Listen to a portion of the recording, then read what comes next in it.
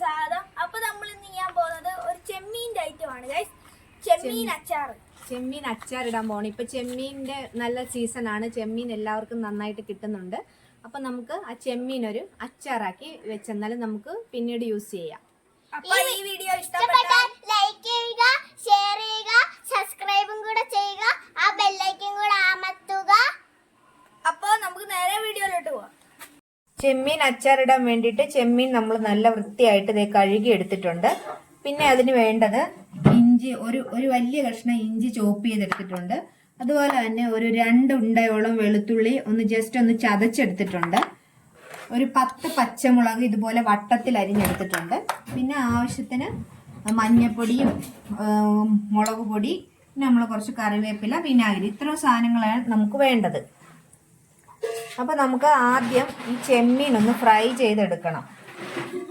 അതിന് വേണ്ടിയിട്ട് നമ്മൾ ഈ ചട്ടിയിലേക്ക് ലേശം എണ്ണ ഒഴിക്കുവാണ്.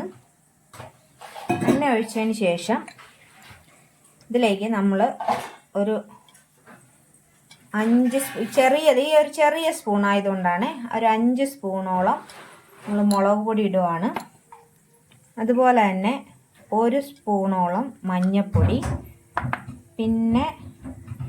പിന്നെ ഇതിലേക്ക് ആവശ്യത്തിന് ഉപ്പ്, ഇത്രയും ചേർത്ത് നമ്മളിത് നന്നായിട്ടൊന്ന് മിക്സ് ചെയ്യണം. മിക്സ് ചെയ്തതിന് ശേഷം നമ്മൾ ഈ കഴുകി വെച്ചിരിക്കുന്ന ചെമ്മീൻ ഇതിലോട്ടിടുവാണ്. പിന്നെ ഇതിലേക്ക് നമ്മൾ കുറച്ച് പെരിഞ്ജീരകം കൂടി പൊടിച്ചത് ചേർക്കുന്നുണ്ട്. എന്നിട്ട് ഇത് നന്നായിട്ട് കുഴച്ച് യോജിപ്പിക്കണം. ഈ മിക്സ് നന്നായിട്ട് യോജിപ്പിക്കുക.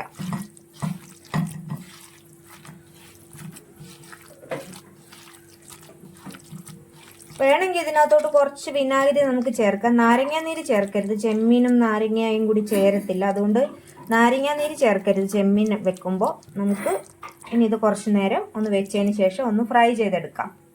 ചട്ടി വെച്ച് എണ്ണ ചൂടായിട്ടുണ്ട്. നമുക്ക് ചെമ്മീൻ വറുക്കുന്നതിന് മുന്നേ കുറച്ച് കറിവേപ്പില ഇട്ട് കൊടുക്കാം. നമ്മൾ പുരട്ടി വെച്ചിരിക്കുന്ന ഈ ചെമ്മീൻ നമുക്ക് ഇതിലിട്ട് വറുത്തെടുക്കാം.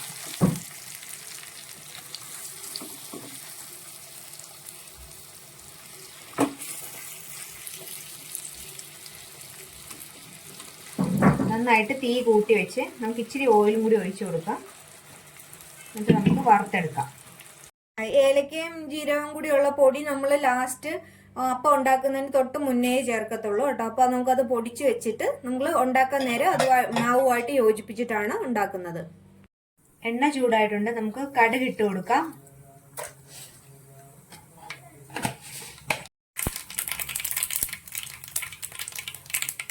കടുക് നന്നായിട്ട് പൊട്ടിയിട്ടുണ്ട്. നമുക്ക് ലേശം ചുവന്ന മുളകും അതുപോലെ തന്നെ കുറച്ച് കറിവേപ്പിലയും ഇടുകയാണ്. അതിലേക്ക് ഇഞ്ചി ചോപ്പ് ചെയ്ത് ഇടുവാണ്. ഇഞ്ചി അതുപോലെ തന്നെ വെളുത്തുള്ളി, ഇത് രണ്ടും നന്നായിട്ട് സോട്ട് ചെയ്യണം. നന്നായിട്ട് ഇതിൻ്റെ പച്ചപ്പെല്ലാം വിടുന്ന വരെ നമ്മൾ നന്നായിട്ട് ഇളക്കി കൊടുക്കണം.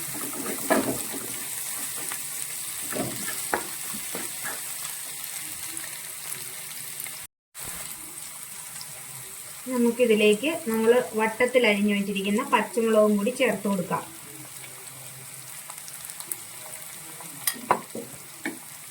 നന്നായിട്ട് സോട്ട് ചെയ്യാം. നമുക്ക് കുറച്ച് ഉപ്പിട്ട് കൊടുക്കാം. 2 സ്പൂണോളം മഞ്ഞൾപ്പൊടി ഇടുവാണ്. അതുപോലെ തന്നെ ഒരു 5 സ്പൂണ് മുളക് പൊടിയും കൂടി ഇട്ട് നമ്മൾ നന്നായിട്ട് ഇത് മിക്സ് ചെയ്യുക. നമ്മൾ പൊടിച്ചു വെച്ചിരിക്കുന്ന കായപ്പൊടി ചേർക്കണം.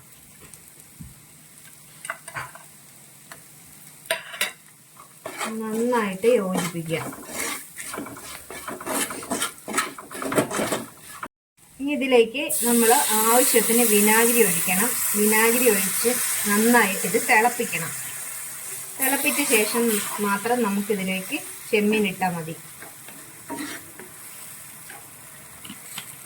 നമുക്കിതിലേക്ക് നമ്മൾ വറുത്ത് വെച്ചിരിക്കുന്ന ചെമ്മീനും കൂടി ചേർത്ത് കൊടുക്കാം.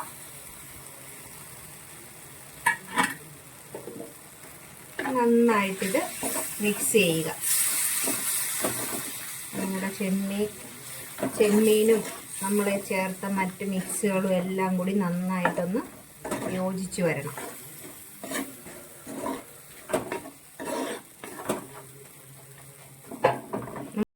നമുക്കിതൊന്ന് മൂടി വെച്ച് ചെറിയ തീയിലൊന്ന് വേവിക്കാം.